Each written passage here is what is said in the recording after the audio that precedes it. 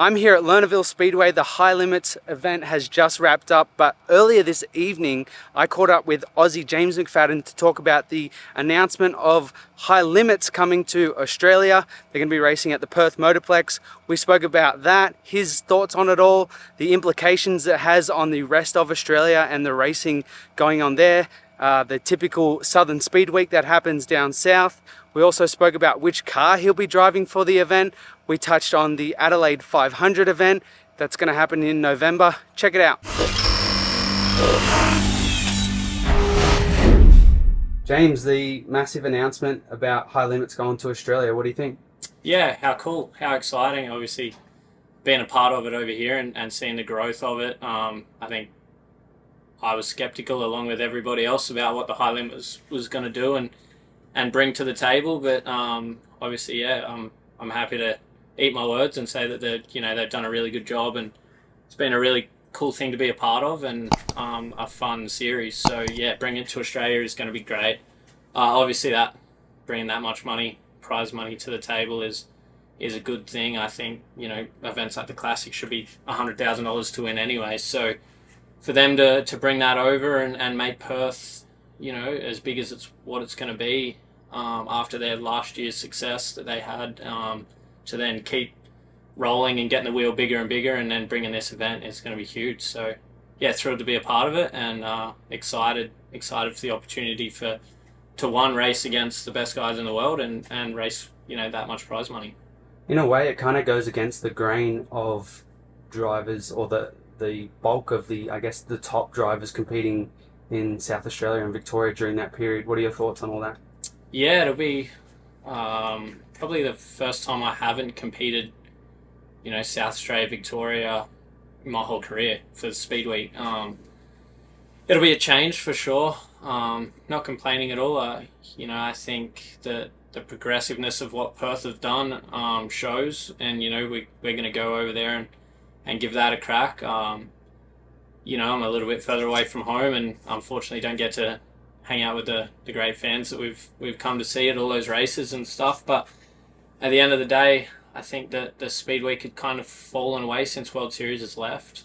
I think if we got World Series again, then we could build that, back up to what it needs to be. But at the end of the day, Perth is progressing and doing the right things within the sport, and we're going to go support that.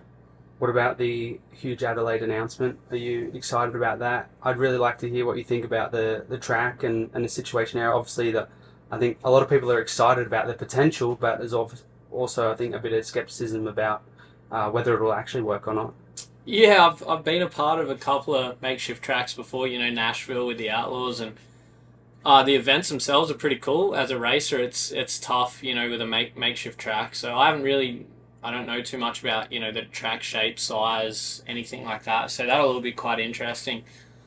It's a tough ask for anyone to be able to produce a track in that short amount of time and produce great racing for us. But at the same time, racing within city limits and between skyscrapers and things like that is going to be unreal, especially with the supercars being there and being such a big event. The Adelaide 500 is one of the biggest races that we have, I think, on our calendar in motorsport. So to be a part of that is going to be really cool. I hope we can do it justice, and I hope we can, get some new fans, new eyes to the sport. I think it'll be cool. Obviously you've got your questions about it, but at the end of the day, I hope they have the right people involved to make the right decisions and make the right formats and things. At the end of the day, all we are is a entertainment industry, and we need to entertain people. So hopefully we do that, and we can keep making it bigger and better. I think Adelaide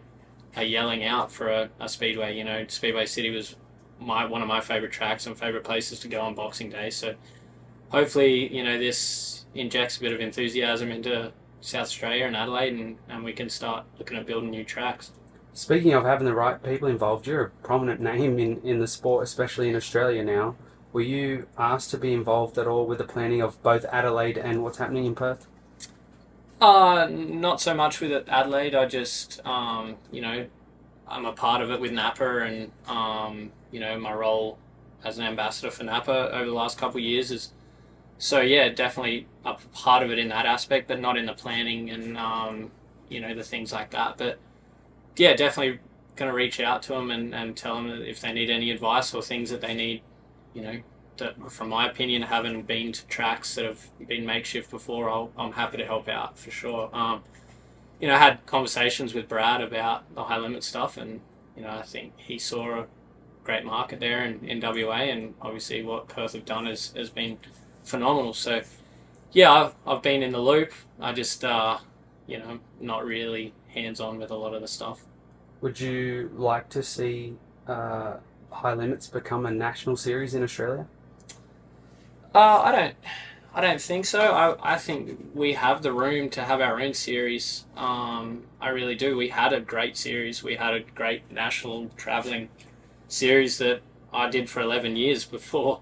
You're just saying that because you won all the time, right? Yeah, we were fortunate enough to win them. But honestly, mate, I grew up wanting to race World Series. It wasn't about winning Australian titles for me. It was about winning World Series sprint cars, because that meant you were the best over the whole season. So there's room for it. We've got 10, 15 really, really resourceful and great teams and drivers at home that could afford to do it and be a part of it. And we've got the racetracks, we've got the fans. We just seem to not have the get up and go and the people that actually make the decisions. But like I said, I'm not hands-on with that stuff. I don't spend enough time at home to be sort of hands-on in that and know the aspects of the reasonings why they don't do it. But maybe in a couple of years' time, I could get my hands a little more dirty and see what we can do. A couple more questions. I know I didn't mean to keep going this long. No, you're good. The Bordertown track, what's your thoughts on it? Looks really cool. If it's anything like Peevely, it's my favourite track, one of my favourite tracks in America, so it's going to be great. As I said before, I think there's a market in South Australia. There's a lot of cars around that area, and great cars too that have been racing a long time. Your Brad Kellers and Luke Dillons and people like that. The Downing boys have cars, and I think there's a market for it. They just need somewhere to race. So I think those guys are doing an excellent job there. They've done the right things. They've researched the right way. To me, that seems like the whole town's behind it, and the whole speedway community seems to be behind it. So I'm excited for sure to get there. I know obviously going to Perth is maybe going to not let us do that for the first couple, but yeah, I'd love to get there, and I'm excited that a new speedway is getting built. And lastly, you're driving the five car in Adelaide. Will you make the long trek with that car over to WA, or will you drive another car? And if it is another car, do you know what car you'll be driving? I'll definitely be driving the 5 car for the NAPA race in Adelaide. Yeah. And then from there on, my announcements will be coming out as soon as I know fully where we're going and what we're doing. And but yeah, I'll definitely be in Perth for sure.